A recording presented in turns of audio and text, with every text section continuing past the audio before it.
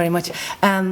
I should add, I'm a non-practicing tax consultant. I don't particularly believe in it anymore, so please don't hold that against me. I'm going to be very brief, because I'm really talking about this debt audit report, copies of which are available for you outside on the table. So I'm just going to talk you through the process of the debt audit, how we did it and what's in it, basically. So I encourage you, please pick up a copy at coffee break, and then everything I say will hopefully retrospectively make sense. So I should thank, first of all, Task for having me here, and also to unite AFRI and the Debt and Development Coalition, who supported the production of this audit report. What we were doing with this is we were essentially looking at the national debt. It's obvious the way in which it is dictating policy, but we were trying to do a citizens' debt audit so that we could see from publicly available information to draw a map of the debt and make it comprehensible to people. So we're trying to map out what is meant by the national debt, what are the government bonds, what are the bank guarantees, how do they relate to each other. So to draw a picture of it and see what is the real debt, what is the contingent debt, what is the internally generated debt. We also saw that we had a public education role in this, so we wanted to try and explain to people and make it comprehensible to people what does it mean when you say bond yields are up and bond yields are down, when is it good news and bad news? People talk about credit default swaps and short selling. What's that about, really? It's not so long ago we had that ad where you had people on the top of the bus saying, I don't know what a tracker mortgage is. At this stage, 6-year-old children know what a tracker mortgage is. That's the state we're in. Fairly shortly, we'll all know what credit default swaps are. If you just have a quick flick through this, my colleague John Garvey has made them very accessible. They're actually very interesting and easy to understand and potentially dangerous. So we've mapped that out, and also the idea is that this is a foundation for other people to work further. So we've mapped out where we got our data and how to let other people take it up and run with it in whatever direction they want. Where we got our data is interesting, and I'd echo the point raised earlier that publicly available official data here comes late and not in the most accessible way. So we got due data from the NTMA, the Central Bank, the Bank of International Settlements, the accounts of the covered institutions themselves, also Dáil questions, WikiLeaks cables, Reuters data, which we had access to through the University of Limerick. In structure, what we look at in the report is we look at government bonds initially, so that's the officially issued government bonds, and you can see that the amount of government bonds has gone up by about 50-odd billion since the crisis, so that's more or less attributable to the crisis and partly to do with bailing out of the banks. We look beyond that towards the various forms of guarantee. There are 2 guarantee schemes. We distinguish between them and explain how they operate. And what are called ELA operations. It's the Emergency Liquidity Assistance, which is very, very short-term borrowing by the covered banks, or the banks which are covered by the guarantee. It's difficult to get a picture of this because the borrowing is maybe for, say, anything from a day to a week. So at any given time you'll get a snapshot of it, but that's not necessarily going to tell you what the trends are like over time. So you can look at quarterly pictures for it, but you don't get particularly good data there. We've looked at what ownership information is available, and that comes with a massive health warning, because you do see ownership information that has been released, particularly and interpreted from Bank of International Settlements data. There's a lot of stuff out there in blogs and so on, saying what, Irish ownership of the debt, or what's the exposure of Europe to Irish banks. The big problem with that kind of data is just up the road in the IFSC. The banks that are in the IFSC are down as Irish banks. They're not particularly Irish banks, though, so that clouds the information. So you've got a lot of back office stuff that happens in the IFSC, where institutions in the IFSC are nominee holders of debt in various countries, but they're not the beneficial owners of that debt.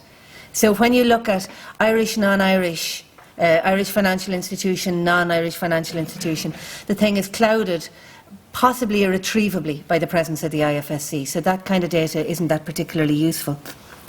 On ownership information, generally, one of the conclusions we drew is that there is massive level of fudging in terms of ownership information, but it's not called fudging, it's called this fabulous expression that's used, constructive ambiguity, which is beautifully Orwellian, and I think was originally coined by Kissinger in terms of negotiations. And the idea is, if I'm negotiating with you, if I tell you my bottom line to begin with, I will lose out in the negotiations. So you try and keep things fudged. So you say, for example, to your teenager, if you're home late, you'll be in big trouble. You don't tell them that the pivot point is 1:25 in the morning. Because if you do, they will all be in at 1. So that's quite useful in dealing with teenagers, because they mightn't be sure, you know, where you are. It's not that useful in dealing with banks, because while they might have the frontal cortex of teenagers, they are smarter at figuring out where the breakpoints are. So it's arguable that this constructive ambiguity hasn't particularly served us well. If it was working, it should lead to a lot less volatility in the markets. And if you look at the market, there's shed loads of volatility there. So that is not particularly helpful. It's something we highlighted. We also tried to highlight the circular relationships of ownership, which are very interesting. We drew a very, very simplified kind of map to make it accessible to people. You'll see that in the back of the report.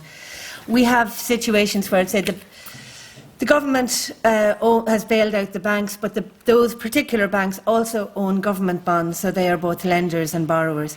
The banks have this beautiful thing called own-use bonds, whereby, in order to borrow more from the European Central Bank, they need to have some collateral, so they need an asset of some description. So they essentially lend themselves, they buy bonds in themselves, so they have lent themselves a couple of million, which means that they owe themselves a couple of million, but it also means, hey, I've got this asset whereby somebody, who just happens to be me, owes me a couple of million. That's an asset, and I'll use that to borrow further from the European Central Bank.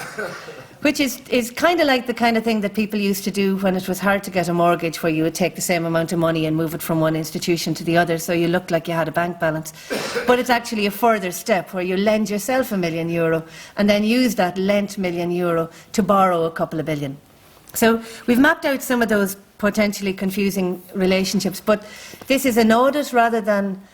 We're not drawing policy conclusions, that's for others to do, but we're trying to highlight these slightly surreal aspects so that people can see where you might point your politics, I guess. We've also tried to highlight how the banks are being held in place largely by the flow of emergency liquidity assistance, rather like a windsock, I guess, in an airport. You have as long as the money is flowing through a windsock in an airport, it has shape and it looks pretty solid. If the flow of wind is cut off, the thing will collapse. And some of our banks are in that situation now. They look like banks because there is a flow of money through them. If the flow stops, then they will no longer look like banks. And so you need to consider that and think about what happens if that flow of money is cut off. You know, can we live without some of these windsocks? And, you know, is that a useful thing to do? There's a nice little section, which again, to credit my two colleagues, John Garvey and Francis Shaw, on credit default swaps and on short selling, what they are about, why they're potentially useful and why they're hazardous. These are financial instruments, and financial instruments have no particular morality. They can be used in a useful way or a not useful way. It's like a saw. You can use a saw to build a house, or you can use a saw to murder your neighbour. It's up to you. It's not the saw's fault particularly. So what's needed with these instruments is a regulation on the instrument, rather than attributing some kind of morality to the instrument themselves. So we go through that, and I'd strongly encourage you to have a read of it. We highlight the amount of contingent debt and real debt.